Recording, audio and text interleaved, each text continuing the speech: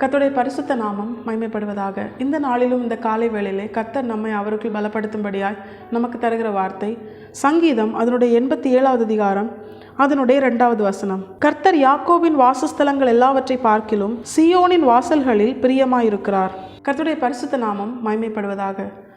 யாக்கோபை சிநேகித்தேன், ஏசாவை வெறுத்தேன் அப்படின்னு சொன்ன நம்முடைய ஆண்டவர் இந்த இடத்துல சொல்றாரு, நான் யாக்கோபின் வாசஸ்தலங்கள் எல்லாவற்றை பார்க்கிலும் சியோனின் வாசல்களில் பிரியமாயிருக்கிறேன் அப்படின்னு ஆண்டவர் சொல்றார். நம்முடைய ஆண்டவர் மனம் மாறுகிறவர் அல்ல, அவர் பட்சபாதம் உள்ள தேவனும் அல்ல. அப்படி இருக்கும் பொழுது இந்த இடத்துல ஏன் ஆண்டவர் அப்படி சொல்றார்? யாக்கோபின் வாசஸ்தலங்களில் வெளிப்பட்ட கிரியைகளை பார்க்கிலும், இஸ்ரவேலாய் மாற்றப்பட்ட தேவ ஜனங்களிடத்தில் வெளிப்பட்ட கிரியைகளை பார்க்கிலும், இந்த சியோனிலே வெளிப்பட்ட கிரியைகள் தேவனுடைய பார்வைக்கு ரொம்ப பிரியமா இருக்கு, தேவனுடைய இருதயத்திற்கு ஏற்றதா இருக்கு. இந்த சியோனை குறித்த வேதம் என்ன சொல்லுகிறது தெரியுமா? தேவன் விரும்பி தெரிந்து கொண்ட ஒரு ஸ்தலம், தான் வாசம் பண்ணும்படியாய் விரும்பி தெரிந்து கொண்ட ஒரு ஸ்தலம். அப்படி இந்த சியோன் இடத்துல என்ன விசேஷம்? யாக்கோபை பார்க்கிலும், யாக்கோபின் வாசஸ்தலங்கள் எல்லாவற்றை பார்க்கிலும் சியோனின் வாசல்களில் கர்த்தர் பிரியமா இருக்க என்ன காரணம்? அப்படி இந்த சியோனில் வெளிப்பட்ட விசேஷித்தமான ஒரு நன்மை என்ன அப்படின்னு நம்ம தியானிக்கும் போது, மீகா தீர்க்க தரிசன புஸ்தகம் அதனுடைய 4வது அதிகாரம் அதனுடைய 2வது வசனத்தின் கடைசி பகுதியை நீங்க வாசிங்கன்னா, ஏனெனில் சியோனிலிருந்து வேதமும் எருசலேமிலிருந்து கர்த்தரின் வசனமும் வெளிப்படும். கர்த்தருடைய பரிசுத்த நாமம் மகிமைப்படுவதாக. இந்த வசனம் தான் சியோனிடத்தில் வெளிப்பட்ட ஒரு விசேஷித்தமான காரியம். தேவன் சியோனை தாம் வாசம் பண்ணும்படியாய் விரும்பி தெரிந்து கொள்ள என்ன காரணம்? யாக்கோபின் வாசஸ்தலத்தை பார்க்கிலும் சியோனின் வாசல்களில் கர்த்தர் பிரியமா இருக்க என்ன காரணம்? என்ன காரணம் தெரியுமா?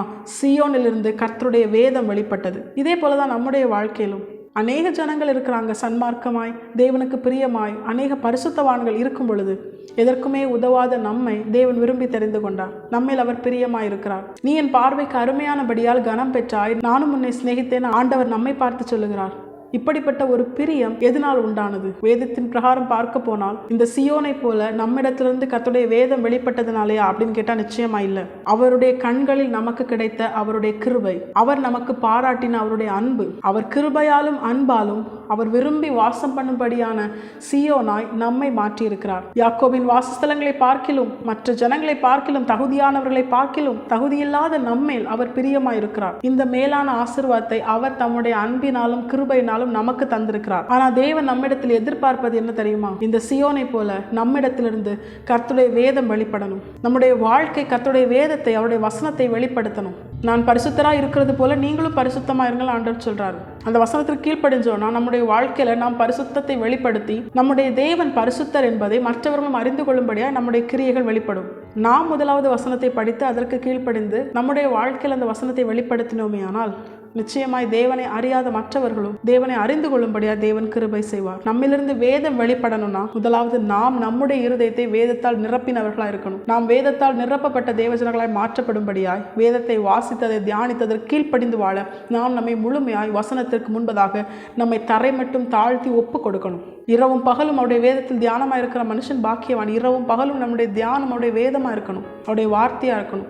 கர்த்தரை குறித்தே, கர்த்தருடைய வார்த்தையை குறித்தே தியானித்து நம்முடைய இருதயத்தை கர்த்தருடைய வசனத்தினால் நிரப்பினோமே ஆனால் நிச்சயமாய் நம்முடைய கிரியைகள், நம்முடைய பேச்சுவார்த்தைகள், நம்முடைய சகலமும் வசனமாகிய கிறிஸ்துவை, இயேசுவை வெளிப்படுத்தும். அப்பொழுது மற்றவர்களும் நம்மிடத்திலிருந்து வெளிப்படுகிற வேதம், நம்மிடத்திலிருந்து வெளிப்படுகிற கர்த்தருடைய வார்த்தை, நம்மிடத்திலிருந்து வெளிப்படுகிற கிறிஸ்துவின் சுபாவத்தை பார்த்து அவர்களும் கர்த்தரை அறிந்து கொண்டு கர்த்தருடையவர்களாய் திருப்பப்படுவார்கள். அவர்களும் ரட்சிக்கப்படும் கர்த்தர் கிருபை செய்வார். நம்முடைய வாழ்க்கையிலும் நாம் தகுதியா இருந்ததுனால தேவன் நம்மை தெரிந்து கொள்ளவில்லை. நம்முடைய வாழ்க்கையிலும் எல்லா விதத்திலும் இந்த சியோனை போல கர்த்தருடைய வேதம் நம்மிடத்திலிருந்து வெளிப்படும்படியான ஒரு கிரியை நம்மிடத்தில் வெளிப்பட்டதுனால கர்த்தர் நம்மை தெரிந்து கொள்ளவில்லை. தேவன் நம்மை தெரிந்து கொண்டது அவருடைய அன்பும் அவருடைய கிருபையும். அதன் பிற்பாடு அந்த அன்பிலும், தேவனுடைய அன்பிலும் கிருபையிலும் நிலை நிற்கும்படியாய் அவர் நம்மை இன்னும் சிநேகிக்கும்படியாய் யாக்கோபின் வாசஸ்தலங்கள் எல்லாவற்றை பார்க்கிலும் சியோனாகிய நம்மிடத்தில் அவர் வாசம் பண்ணும்படியாய் விரும்பி தெரிந்து கொண்ட நம்மிடத்திலே அவர் இன்னும் பிரியமா இருக்கும்படியாய் தேவனுடைய வேதத்தை நாம் நம்முடைய வாழ்க்கையில வெளிப்படுத்துவோம். முதலாவது தேவனுடைய வேதத்தை நாம் வாசித்து தியானித்ததற்கு கீழ்ப்படிந்து நாம் நம்முடைய வாழ்க்கையை வசனத்திற்கு ஒப்பு கொடுப்போம்.